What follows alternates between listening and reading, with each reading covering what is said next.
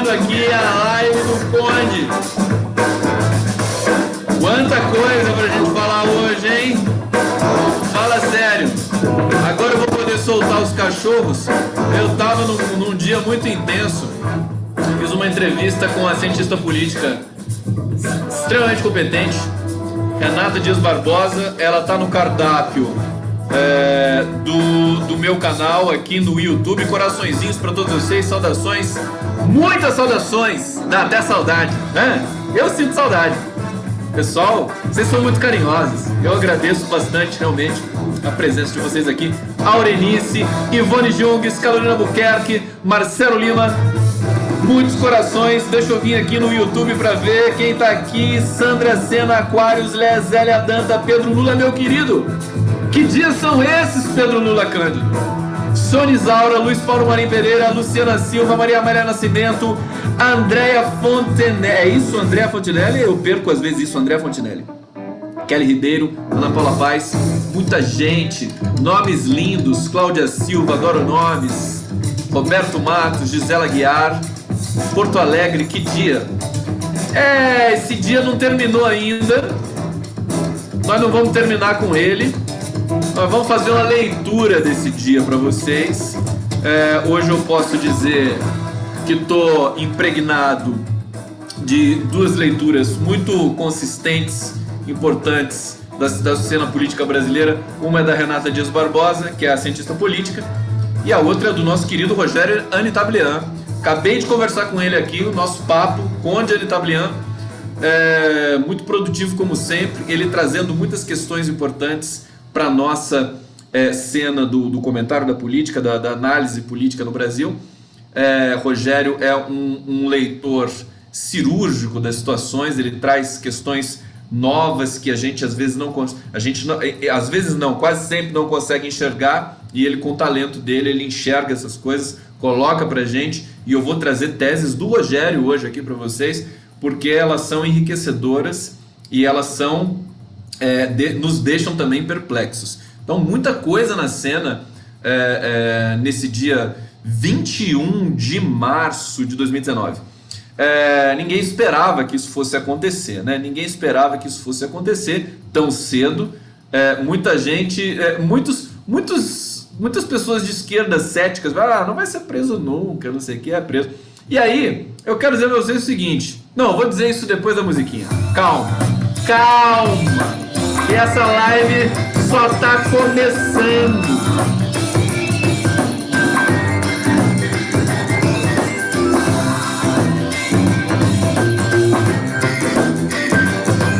Olha, a primeira percepção que eu quero dividir com vocês, francamente, de coração, é que a pirotecnia judicial não faz mais efeito.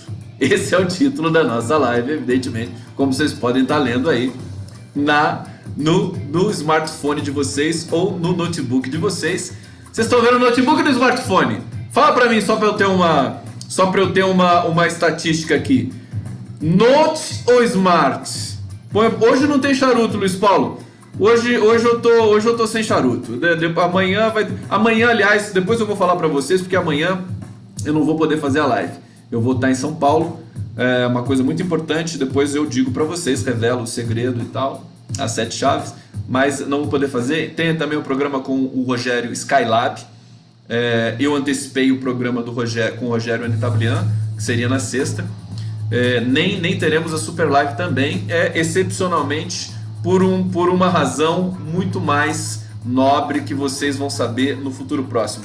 O pessoal tá dizendo aqui, Smart, iPhone, TV. Tem gente que vê na TV. Eu tô na TV. Eu lembro do Caetano Veloso, quando eu vejo que eu tô na televisão, né? Naquela música, né? Encantar na televisão. Agora o YouTube, o Facebook, vai tudo pra TV grande, super legal. Eu recebo foto, tô na tela grande. Pedro Lula Cândido, eu fico todo. Deixa eu até me arrumar aqui, que eu tô na tela grande.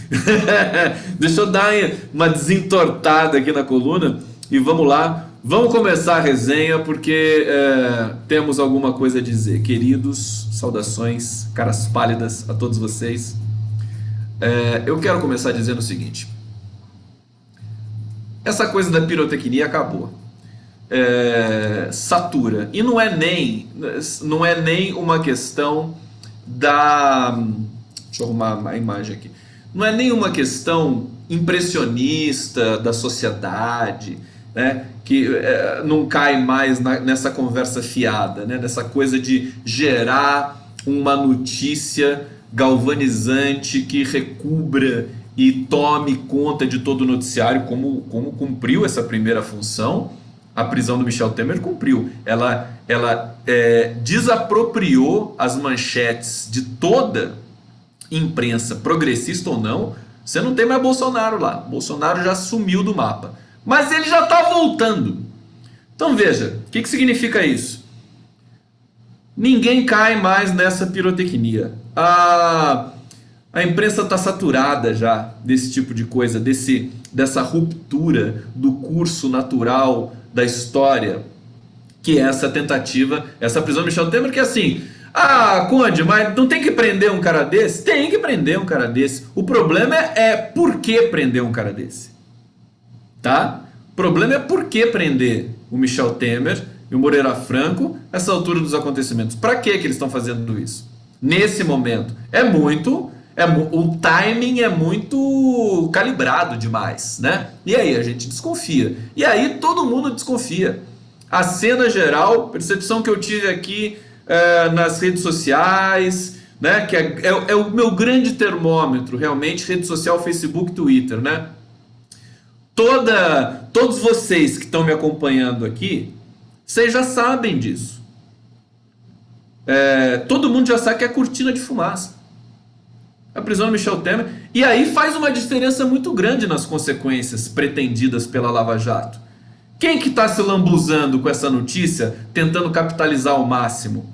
São as redes digitais bolsonaristas, segundo me consta, porque eu não estou lá infiltrado para saber. Mas as pessoas me passaram informação que eles estão lá, inclusive o Anitablian passou isso para mim. Eles estão lá dizendo assim, tá vendo como a justiça funciona no Brasil? Branco, velho e como é que é? E com poder, né? Tá preso, vai preso também. O Clóvis Rossi foi outro que ejaculação precoce total, com 80 anos o cara tem ejaculação precoce. Ele já foi correndo dizer assim, né? Já associou a Lula já, né? Depois da redemocratização, não tem um presidente que salva, né? Só para martelar o Lula, que ele sempre gosta de dar aquela marteladinha no Lula, o Clóvis Rossi, né? É o grande fã do Juan Guaidó, né? Ele falou pro Maduro sair correndo enquanto era tempo. O Maduro tá lá até hoje. E aí, Clóvis Rossi, você vai falar pro Maduro sair correndo? Bom, mas isso é desimportante. Jornalismo, fim de carreira, desimportante. Eu acho que a gente tem de prestar atenção nessa circunstância, nesse sintoma muito específico, que é a saturação desse protocolo de provocar uma pirotecnia judicial prendendo alguém, assim, como Michel Temer, para estancar novamente processos de derretimento institucionais, sobretudo da Lava Jato. Por que a Lava Jato fez isso? Porque a Lava Jato está morta. E a Lava Jato não vai se salvar com a prisão do Michel Temer. Me desculpem aqueles que estão acreditando que a prisão do Michel Temer vai resolver todos os problemas do Bolsonaro e vai resolver todos os problemas da própria Lava Jato. Não vai resolver. Prisão do Michel Temer não vai resolver nada disso. Eu acho que nós estamos numa inflexão. Então venham comigo e eu vou passar para vocês a minha percepção, que é relativamente embasada com uma observação técnica do comportamento, do sentido, do comportamento das palavras, do comportamento do discurso e da paciência, digamos assim, do público brasileiro, do leitor, do agente digital, né, do ativista digital, das pessoas que se transversalizam nessa conversa que a gente trava aqui todo dia. Minha percepção é de que esse protocolo não está mais funcionando. Ele ganhou as manchetes, cumpriu seu primeiro papel, que é tirar Bolsonaro das manchetes. A Lava Jato foi competente nisso. A Lava Jato ganhou algumas manchetinhas, mas isso já está morrendo. Isso já está dando lugar para outras coisas. Porque assim, a situação está tão conflagrada que a prisão do Temer é uma coisa desimportante.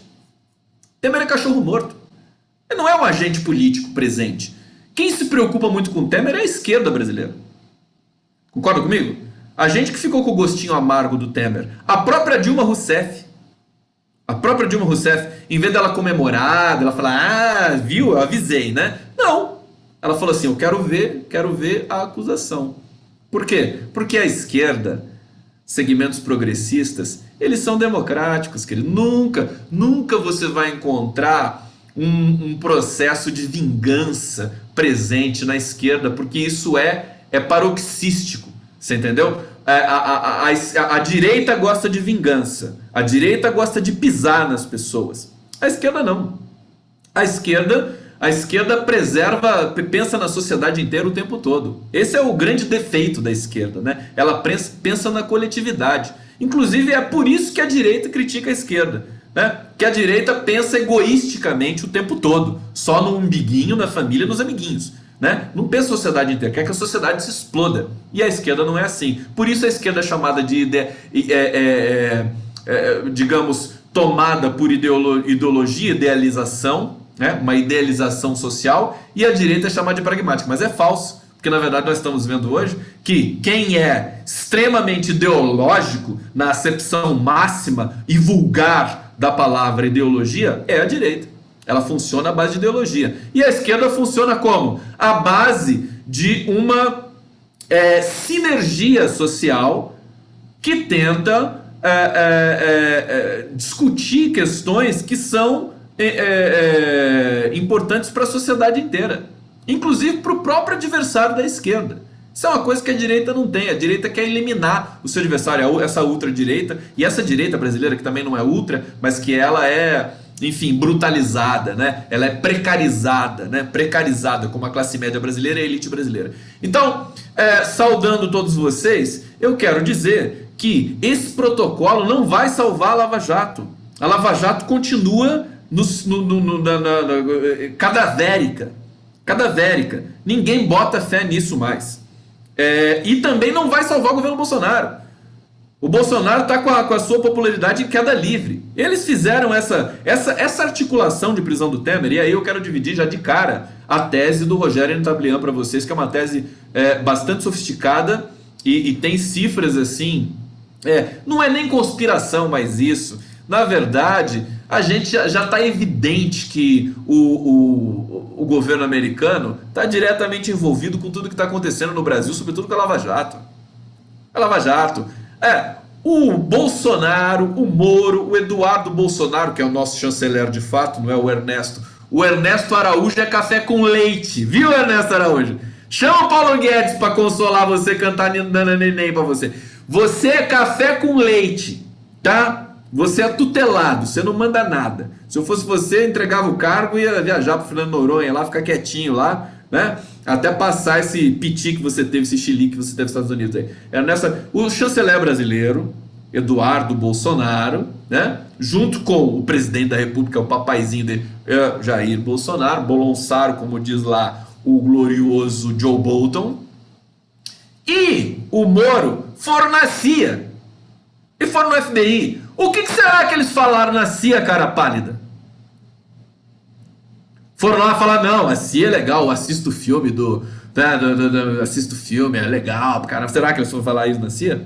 Como é que é o nome daquele cara lá, que faz filme da CIA lá? Ex-agente da CIA, né? Todo filme de ação americano é um ex-agente do inferno da CIA, né? É um ex-agente da CIA. Como é que é o nome do cara? Agora deu branco, porque eu não assisto as porcarias, né? Sempre o ex-agente. E a CIA sempre, os americanos nesse ponto do cinema de Hollywood, eles não economizam não para fazer a crítica. A CIA assassina, né? Assassina, eles sabem disso, né? Assassina, frauda governos mundo afora, sabota governos mundo afora. Só a gente que acha que eles são lindos, né? Só o Bolsonaro e a elite brasileira tosca e violenta acha que a CIA é protetora da humanidade, né? Então, foram lá nessa agência que promove a violência e os golpes de Estado no mundo há mais de 50 anos. Foram lá falar o quê? Prenderam o Temer no dia seguinte. O que vocês acham que eles falaram lá? Não foi tá? Evidentemente, não foi do logotipo da CIA, do logotipo da SWAT, lá no emblema do cara que escoltou o Lula quando ele foi enterrar o seu netinho Arthur. Né? Evidentemente, eles não falaram disso. Segundo o Rogério Tablian, ele está bastante.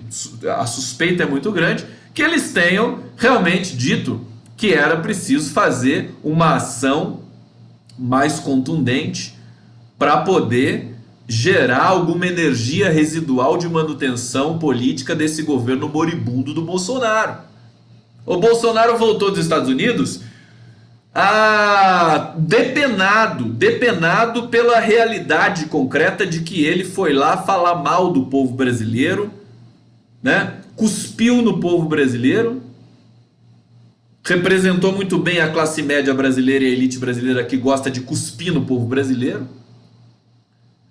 E evidentemente entregou uma porção de coisas que contrariou interesses, inclusive empresariais, dos ruralistas brasileiros, tirou a taxa do trigo, a coisa inimaginável para uma delegação brasileira produzir isso, entregou a base de Alcântara, também outra coisa inimaginável, você entregar uma parte do seu território estratégico para os Estados Unidos em troco de dinheiro de pinga, 10 milhões por ano, fala sério. Então, ele certamente já sabia que ia voltar para o Brasil, ia ser muito cobrado. Se não tem, e aí vamos para o seguinte, vamos botar a música aqui, porque eu quero fazer a transição cognitiva da minha live do Conde. Vai música, vai. A música do Conde aqui na live do Conde. Fala, senhores!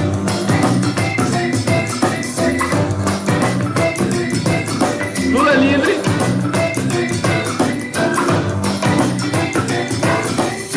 Ó, dá pra fazer a dancinha do Lula livre. Assim.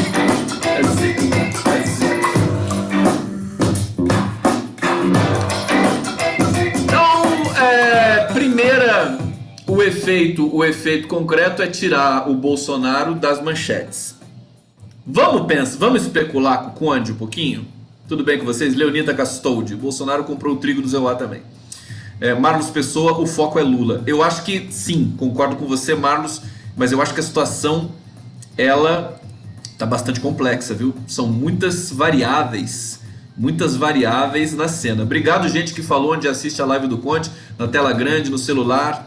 O Temer terá vigília. João Sardinha perguntando se o Temer terá vigília. Tem um colega que fez um comentário na minha entrevista com o Itablian, absolutamente sensacional. Ele falou que o Major Vitor Hugo é conhecido também como miserável. Só os fortes entenderão, né? Só os fortes entenderão. Temer terá vigília. Fala sério, né? Eu brinquei, né, para prender o ex-presidente certo dessa vez, mas nós temos de saber o que está por trás da prisão. E para saber isso, vamos simular a seguinte questão. Se o Temer não fosse preso, tá? Se não tivesse ocorrido essa prisão hoje, quem que estaria no noticiário nesse momento, de maneira negativa, apanhando bastante na articulação política em Brasília? Quem, caras pálidas? Ele, o próprio Bolsonaro.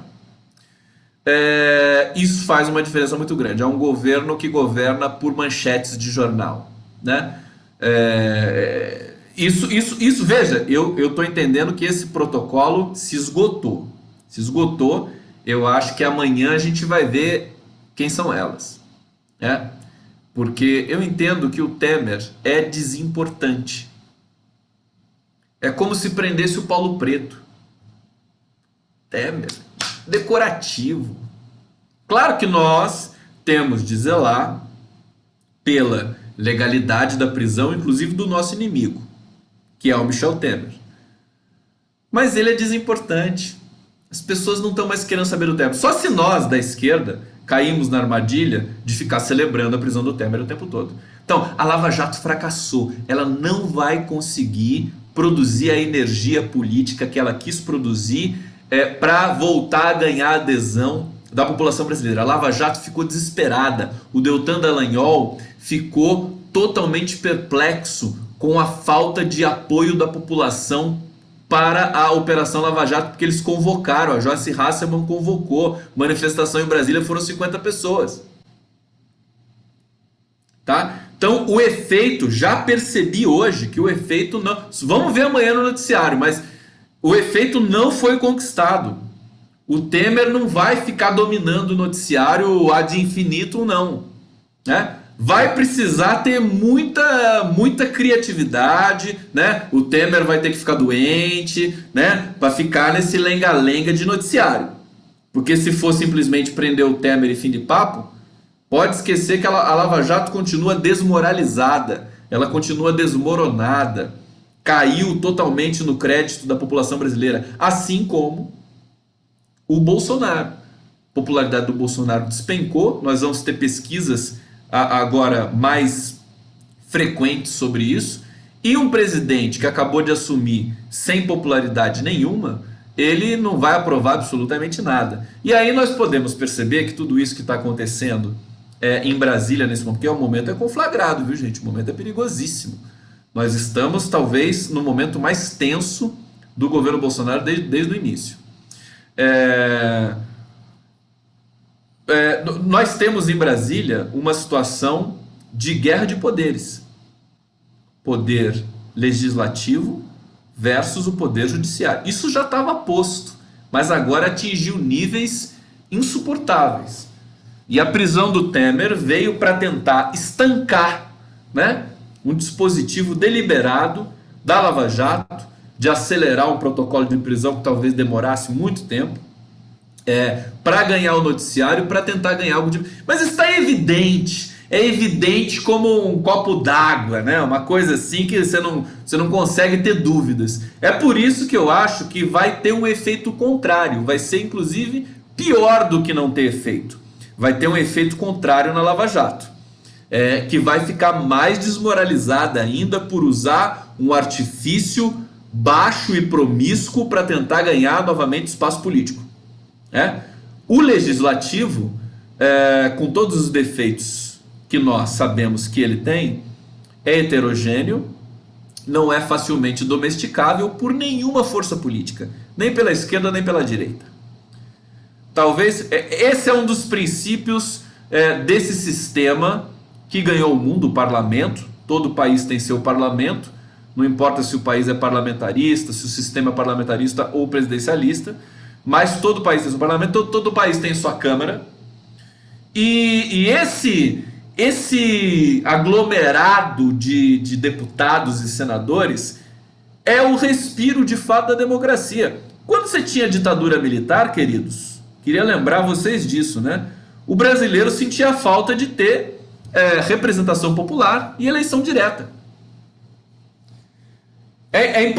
Quando você não tem, é que você sente falta. Se você deixar... Você critica o Congresso hoje, né? Você fala assim, pô, Congresso, só corrupto, né?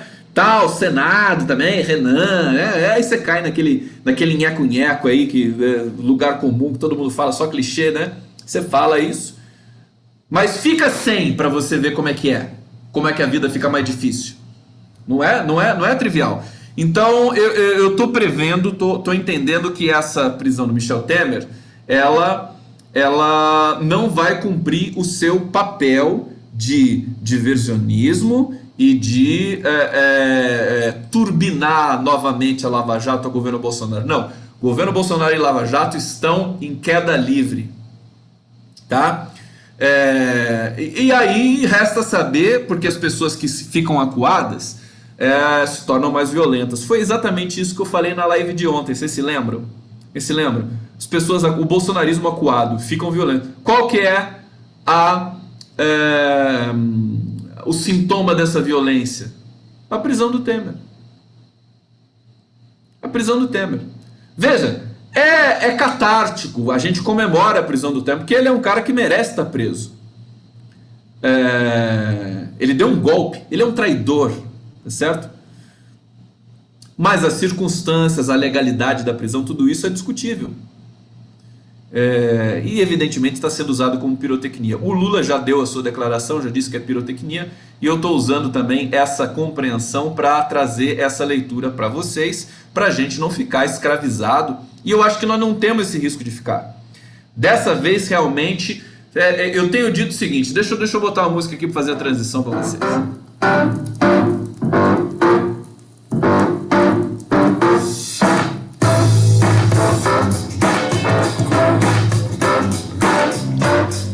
Aqui que é tão legal.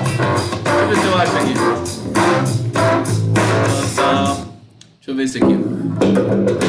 Ó, esse aqui é legal.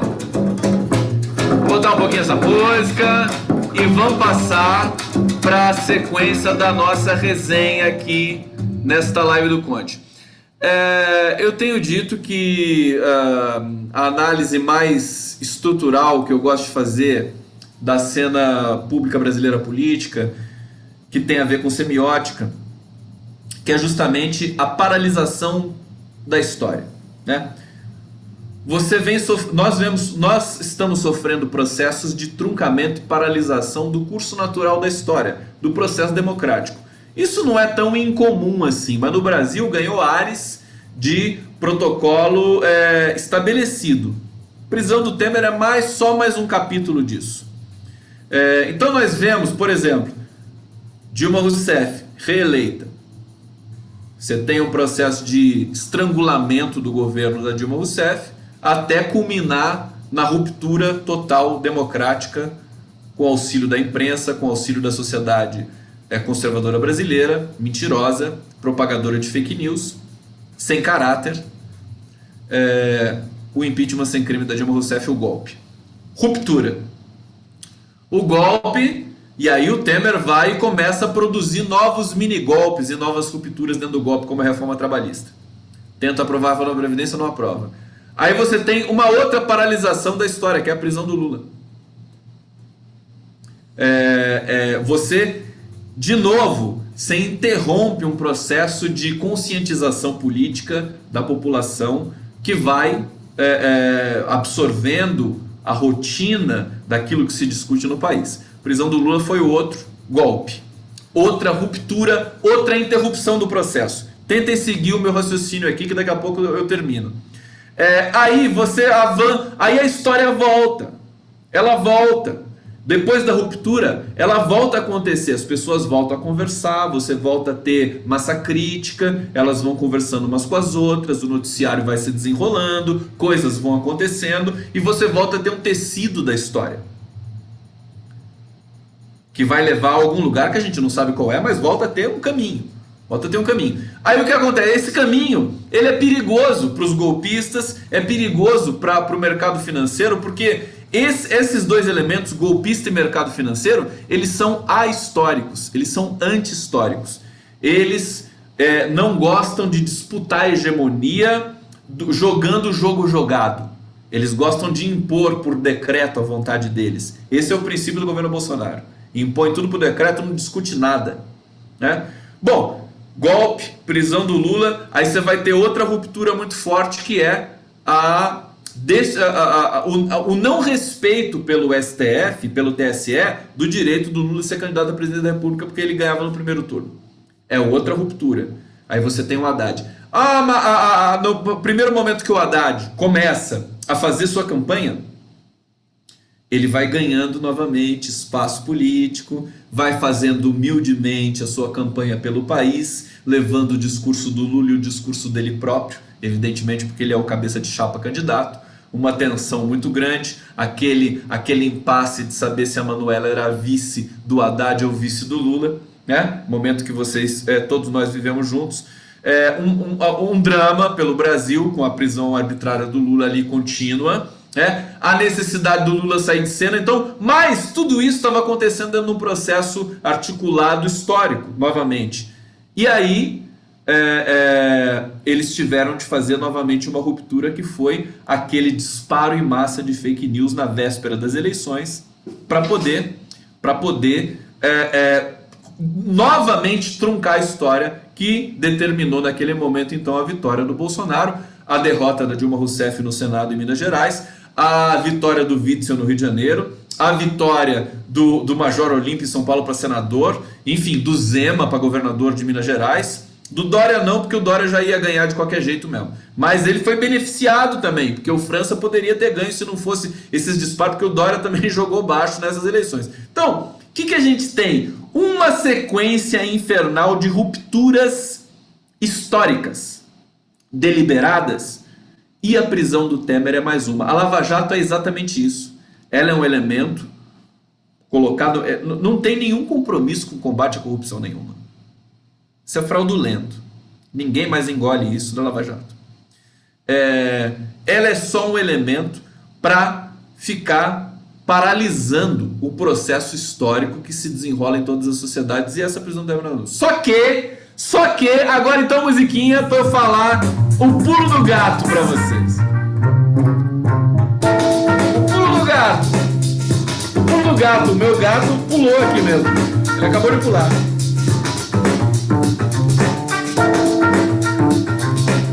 Qual que é o pulo do gato?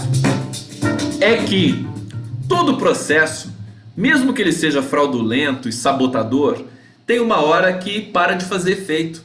É aquela coisa de você tomar o remédio. Você fica tomando remédio, qualquer coisinha toma remédio. Aí ele para de fazer efeito. Aquele remédio de pingar no nariz, sabe? Você pinga no nariz, aí você pinga. Aí um dia ele para de desentupir o seu nariz porque ele não faz mais efeito. É o chamado efeito rebote, né? É isso que está acontecendo com esse protocolo da Lava Jato. Então, eu acho que a prisão do Temer, na verdade, é um grande fiasco. É um fiasco. Prender esse cara, ninguém tá ligando pro Michel Temer mais. Prende e não me enche o saco. Vamos conversar sobre coisas importantes, que são Lula livre, né? Lula livre, fora Bolsonaro. Tira essa bunda rachada daí. E Lava Jato também, Dallagnol na cadeia, Moro na cadeia. Essa é a pauta gostosa que o brasileiro tem que abraçar. Dallagnol, tem coisa mais gostosa do que você imaginar o Dallagnol na cadeia? Que ele é almofadinha? Então, o Moro também. O Moro tá com medo. O Moro tá lá. O Moro é tosco. É uma coisa impressionante. Perto dele, o Rodrigo Maia se torna um estadista. É uma coisa impressionante. O Rodrigo Maia, perto do Sérgio Moro, se transformou no estadista. Você vê que a briga tá muito séria. O Rogério Netablian também dividiu comigo uma percepção dele, que eu tenho de dar o crédito para ele, evidentemente, porque ele realmente é muito talentoso para ter essa sensibilidade. O Maia já sabia que o Temer e o Moreira Franco iriam ser presos hoje. Por isso que a tensão entre ele e o Moro ficou tão grande nesses últimos 2 dias. Qual que é o raciocínio? O Moro quer aprovar o seu projeto anticrime. Quer porque quer. Não é nem porque o projeto anticrime resolve o problema de ninguém. Acho que é quase uma coisa de vaidade mesmo do Moro, né? Que é muito vaidoso, todos nós sabemos disso. O Maia, ele é um político. Ele é um político tradicional brasileiro. E ele sabe o que ele está no 3º mandato dele como presidente da Câmara. Tá certo? E ele, enfim, sabe como é que tem que articular com os deputados, qual que é o protocolo consagrado, histórico brasileiro cultural. Ele faz parte disso. Então, a cultura política de um congresso, ela é absolutamente heterogênea e indomesticável. Você não pode domesticar o congresso. Você não pode achar que o Congresso vai obedecer, vai bater continência para você. Quando eu falei isso antes de começar o governo, se o bolsonarismo quiser, se o Bolsonaro quiser aplicar uma lógica militar no Congresso, ele vai quebrar a cara. Ele vai ter que fechar o Congresso. Porque não é assim que funciona.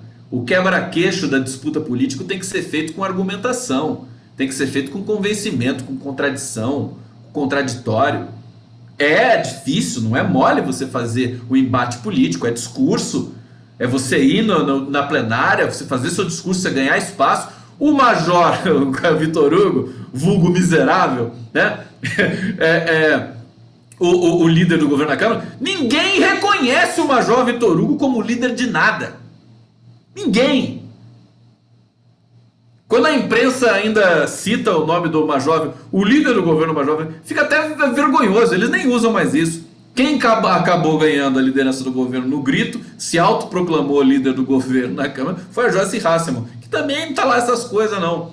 Quem acabou exercendo concretamente o papel de líder do governo na Câmara foi o Rodrigo Maia, que ficou de saco cheio imediatamente. Ele não quer mais essa pica. Essa pica não é mais minha. Ele falou assim, que nem o coronel, o capitão Fábio, né? Essa pica não é mais minha. Porque é muito desgastante você ficar tentando articular a votação de uma reforma da Previdência para o governo federal que não mexe a bunda da cadeira e ver que o governo federal não vai fazer nada por você. O Rodrigo Maia cansou. Falou assim, querido, você não quer aprovar a reforma da Previdência, então vai embora daqui de perto de mim. Até entender. Rodrigo Maia está aprendendo muito nesse momento, né? Está aprendendo muito nesse momento. As bancadas que o governo Bolsonaro, que o Bolsonaro e o bolsonarismo acham que estão do lado deles, bancada da Bíblia, bancada do boi, da bala e etc., não estão nada. Eles são políticos. Eles estão tentando fazer política. Eles querem espaço no governo. Se o governo não dá espaço para eles, eles não vão votar nada com o governo. Infelizmente, o sistema político brasileiro funciona assim. Funciona assim dentro dessa promiscuidade que é o segmento da direita brasileira. Porque quando você tem o segmento progressista, aí você tem projeto. Aí você tem realmente aspectos positivos aí da ideologia, do programa que você tem, dos seus princípios. O que você quer para a educação brasileira? O que você quer para a economia brasileira? Você tem que defender o povo, então você tem um fio condutor. E aí você tem uma margem mais ampla de convencimento realmente argumentativo, sem precisar ficar... O Bolsonaro, ele não tem absolutamente nenhum projeto. A única coisa que paira ali no governo Bolsonaro é o antipetismo, o anti-esquerdismo, o anticomunismo. Ele não vai conseguir aprovar nada só falando disso o tempo todo. Vocês estão me entendendo? Moro na cadeia, Dallagnol na cadeia. Então, vai ter que pagar propina para todos esses deputados. Também não é sustentável fazer isso.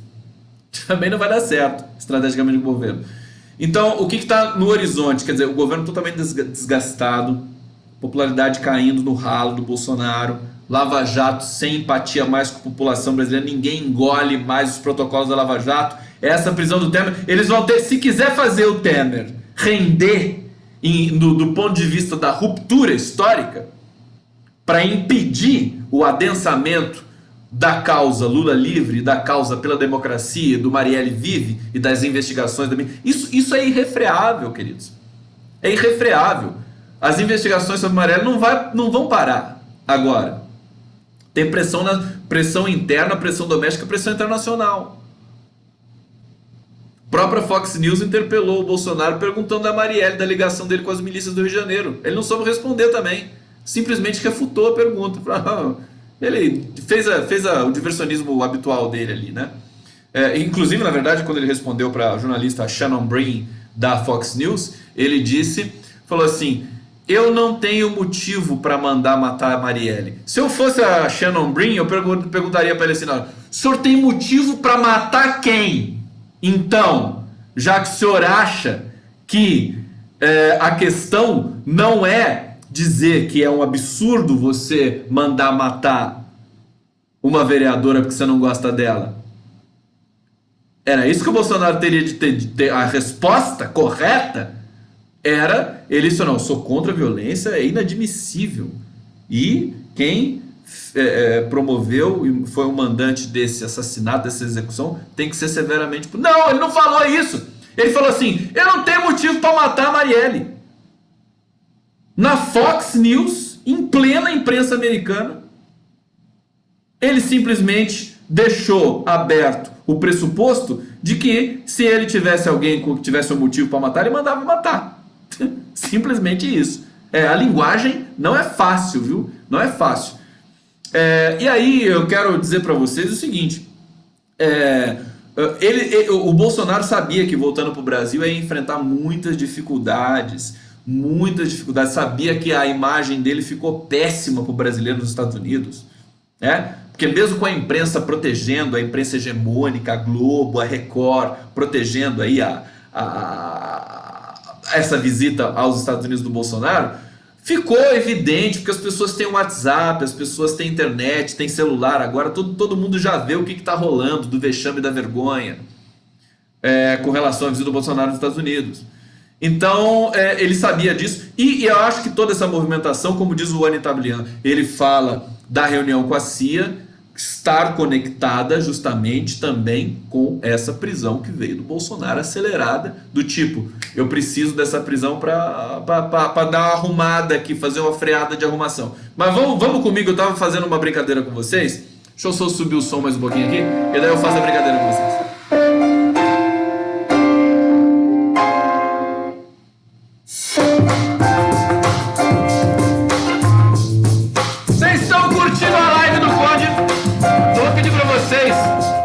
Inscrevam-se no meu canal, por favor, tornem-se membros do meu canal, que eu quero, eu gosto.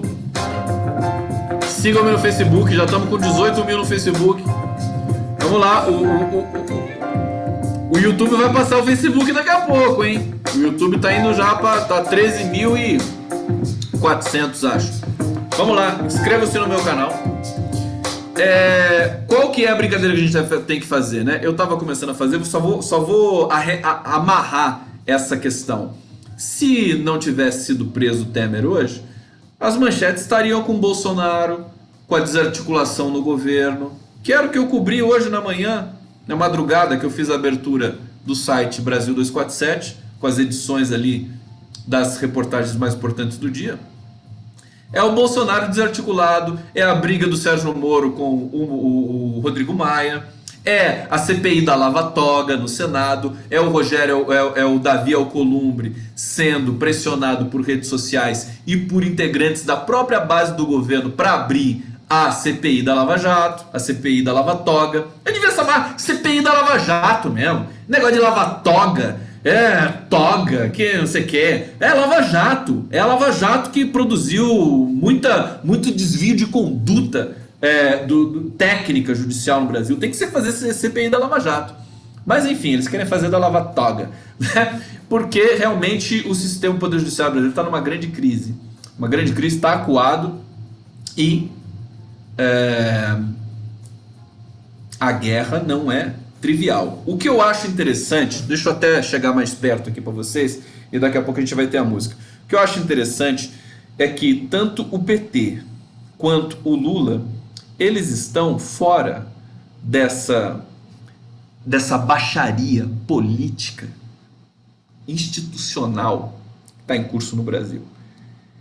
O Lula está preso, portanto ele não está sendo protagonista concretamente, está sendo de uma outra maneira, dessa baixaria política que está acontecendo em Brasília.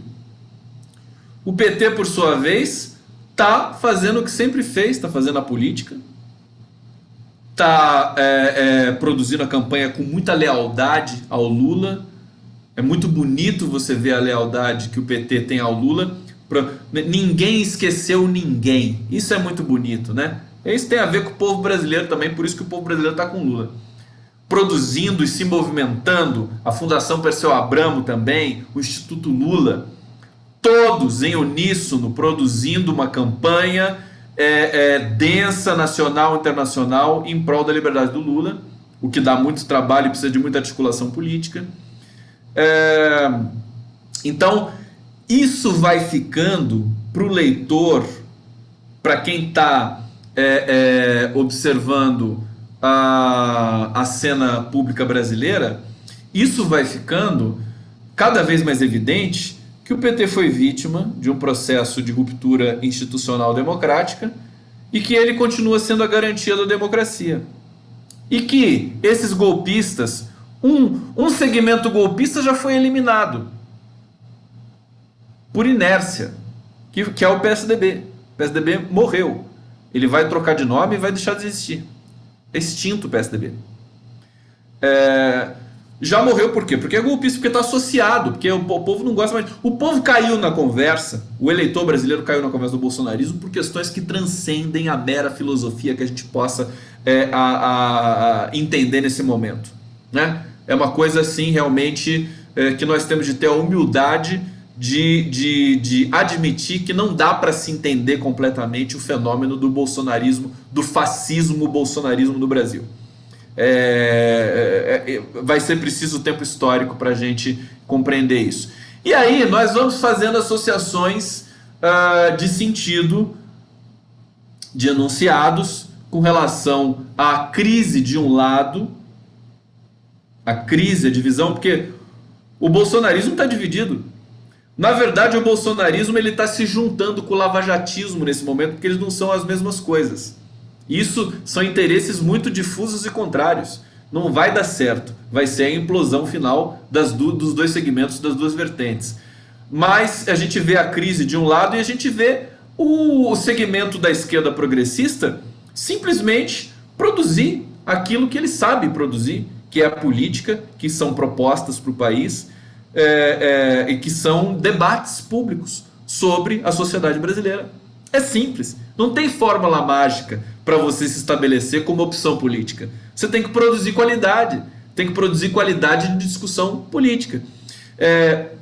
Então, esse é o processo histórico que vai se adensando e que a Lava Jato e o governo Bolsonaro tentou truncar agora com a prisão do Michel Temer, que eu acho que não vai surtir efeito. Portanto, só para finalizar, quem estaria nas manchetes agora se o Temer não fosse preso? Estaria o Bolsonaro, com o problema das milícias, com a aproximação perigosa da execução da Marielle associada à sua família, com a desarticulação total do governo, com as rusgas entre Sérgio Moro e Rodrigo Maia, enfim, um sem número, com todo o passivo que ele trouxe dos Estados Unidos, com todo o caráter de vender a própria soberania nacional para os americanos, né? Isso tinha de sair do noticiário de maneira urgente. Qual era a maneira de fazer sair do noticiário? Prende o Temer. Tá certo? É a única maneira. Porque acho que o Bolsonaro, ele podia ter feito... Não, falar assim, escuta, eu vou fazer o seguinte. A reunião, né? Vou simular aqui a reunião da cúpula bolsonarista, né? Começa com cúpula bolsonarista. E aí, o Bolsonaro faz um tweet aí, malucão, né? Pra todo mundo começar a noticiar, né? Faz um tweet doidão aí, né? Sei lá. O que poderia ser uma tweetada do Bolsonaro para parar a imprensa brasileira de novo, que nem a Golden Shower lá? Não sei, ele podia, sabe, ficar pelado na frente do Twitter e tal. Falar, olha que absurdo, eu pelado, fazer alguma coisa assim. Mas ele não fez isso. Decidiram fazer uma coisa mais séria, mais grave, talvez orientados pela CIA, né? Tem que prender um caboclo aí, senão vocês vão acabar, né, minguando muito rápido. E aí mandaram prender o Temer. Veja, por que eles não fizeram o Twitter Salvador? Porque eles sabiam que o processo já estava sendo também saturado. E aí, a prisão do Temer nesse sentido significa um Twitter. Nada mais, nada menos do que isso. Porque o Temer, convenhamos, que importância que tem o Temer hoje na cena política nacional? O que ele representa? Não representa nada. Você ter o Temer preso por uma operação corrupta, mais corrupta que o próprio Temer? Qual a vantagem? A vantagem é você ver esses atores, esses agentes do golpismo brasileiro se engalfinhando e se matando entre si. Isso pode ser até gostosinho. Mas, do ponto de vista da democracia, isso não significa muita coisa. Deixa eu ver aqui os comentários de vocês no Facebook, no YouTube. Botar a musiquinha aqui, eu vou ler alguns comentários de vocês.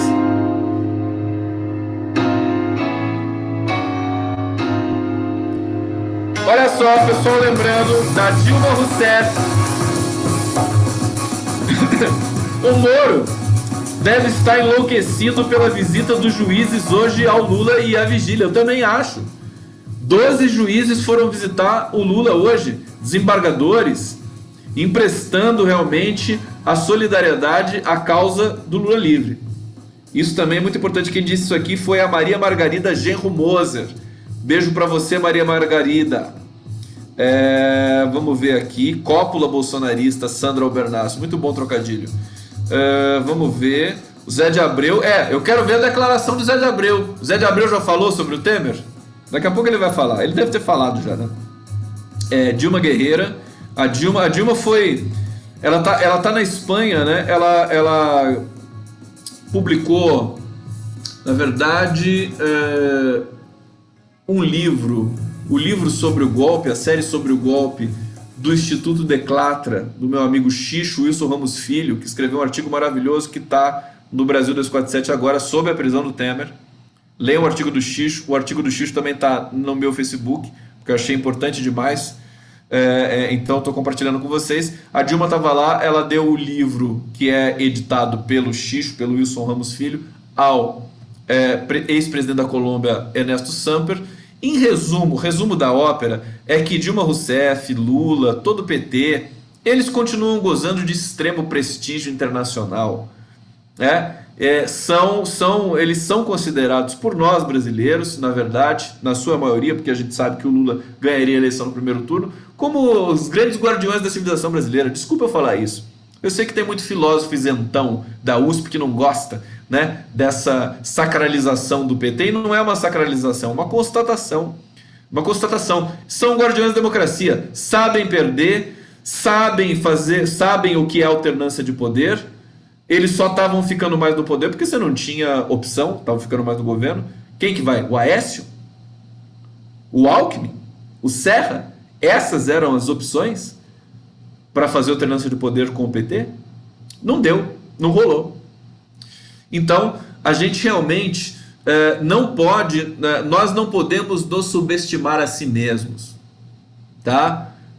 Vamos aguardar a repercussão sobre a prisão do Temer, mas eu estou rastreando, e aí eu tenho de explicar para vocês, não é uma questão impressionista do meu desejo, é uma questão da estrutura do discurso. Chega uma hora que aquele protocolo de desaceleração do processo histórico, ele satura, ele não funciona mais. Ao prender o Temer, agora todo mundo sabe por que estão prendendo o Temer. Não tem nenhuma caça à corrupção, coisa nenhuma. Ninguém leu a prisão do Temer como um combate à corrupção. Alguém leu? Ninguém leu. Só as fileiras bolsonaristas digitais milicianas. Os milicianos bolsonaristas digitais leram como combate à corrupção. Ora. Será? E o PSL? Vai combater a corrupção? Então tem que combater o PSL. Tá com corrupção até o pescoço, com desvio de verba de fundo partidário, pelo Gustavo Bebiano, pelo ministro do Turismo, nepotismo no partido, no Brasil inteiro, nos governos. E aí, quem que combate a corrupção? O povo não é assim. O povo não vai, ele não é idiota como a elite brasileira quer acreditar sempre. Quem é idiota é a elite brasileira. É a classe média brasileira, que se viu representada por um Bolsonaro lá nos Estados Unidos, rastejando para os americanos. Eles foram representados pela primeira vez por uma delegação brasileira. Mais do que quando era o Fernando Henrique Cardoso, que também rastejava para os americanos, mas não tanto quanto o bolsonarismo. Então, eu acho que eu quero sintetizar essa live, antes de ir para a música, sintetizar da seguinte maneira: Temer preso é sinônimo de Lula livre. Tá? Temer preso. Nós do segmento democrático, temos que significar essa prisão, não do jeito que o sistema quer que a gente signifique, mas do jeito que nós queremos significar essa prisão. Nós temos autonomia e soberania para significar processos. Nós não podemos acreditar que o sentido vem do outro. Ele que quer impor o sentido para você. Nós temos de fazer o sentido coletivo falar mais alto. E eu estou dizendo aqui para vocês, Temer preso é sinônimo de Lula livre. Por quê? Não é porque o Temer é importante. Ele não é importante. A questão é o acúmulo de energia sígnica de tantos anos de golpe representados pelo Temer agora estarem na berlinda. E não importa se é a Lava Jato que prendeu, isso é o que menos importa, é a justiça que prendeu. Não tem que ficar fazendo propaganda, pirotecnia para Lava Jato. Não funciona mais. Temer preso é sinônimo de Lula livre. Esse processo de libertação do Lula, eu já venho dizendo, ele está se acelerando. Está chegando a 1 ano de prisão. Isso é uma data muito forte. O sistema corrupto brasileiro não vai ter energia para combater esse momento, né, que está se adensando. Ora, a prisão do Temer também serviu para isso. Você tira a pauta Lula livre da ordem do dia. Mas, como eu estou dizendo para vocês, reitero, eu vou finalizar aqui com vocês e ir para a música. Não funciona. A Lava Jato não vai se salvar com essa prisão do Michel Temer. O governo Bolsonaro tampouco. Eles continuam acuados, continuam com medo. Resta saber se o STF vai aceitar a intimidação que ele vem recebendo da própria Lava Jato, do Deltan Dallagnol, da Joyce Hasselmann, de alguns setores do Legislativo brasileiro, ou se ele vai realmente combater a situação de intimidação que lhe é direcionada por segmentos aí do governo Bolsonaro, do bolsonarismo. Então está caindo a ficha em muita gente. Acho que a gente tem uma perspectiva boa. Acho que a notícia da prisão do Temer para mim já acabou, já ficou velha. Eu estou querendo a próxima notícia. Tá? Evidentemente você vai poder, eu acho que eles vão tentar capitalizar isso, vão tentar fazer alguma dramatização, o Temer doente, a Marcela Temer chorando, não sei o quê, e aí isso pode prolongar um pouco essa agonia e essa notícia continuar liderando o noticiário. Mas eu acho que a prisão do Temer é tudo, menos uma notícia. Não se pode dar ibope, já foi, prendeu, beleza. Vamos ver se a prisão está correta, mas isso aí é lá para baixo, isso é secundário. Você tem coisas mais importantes acontecendo no país. Tudo bem? Vocês gostaram dessa live? Não acabou? Não acabou? Eu vou tocar violão para vocês. É a hora do violão. E aí eu vou fazer um contraste, né, muito grande, porque opa, deixa eu me colocar aqui para fazer, senão eu não consigo. Porque eu vou cantar uma canção do Caetano, né? Deixa eu afinar isso aqui. E porque é uma canção que fala também de ciclos que se encerram, mas tudo que se encerra também se reinicia. Esse ciclo do golpismo, do golpe, eu acho que ele está se encerrando e nós vamos ter um novo ciclo mais forte ainda daquilo que foi o ciclo do Lula na presidência. Vamos lá. Existimos, a que será que se destina?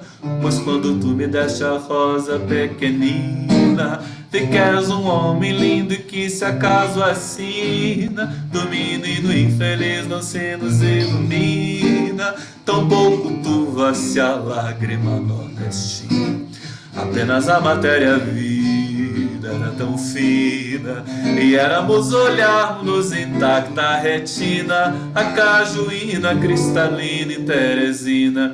Existimos, a que será que se destina? Pois quando tu me deste a rosa pequenina, vi que és um homem lindo e que se acaso assina, do menino infeliz não se nos ilumina, tampouco turva-se a lágrima nordestina, apenas a matéria vida era tão fina, e éramos olharmos intacta a retina, a cajuína cristalina e Teresina. Existimos, a que será que se destina? Me deste a rosa pequenina, vi que és um homem lindo e que se acaso assina, do menino infeliz não se nos ilumina, tampouco tuva-se a lágrima nordestina, apenas a matéria vida era tão fina, e éramos olharmos intacta a retina, a cajuína cristalina e Teresina. Existimos, que se destina,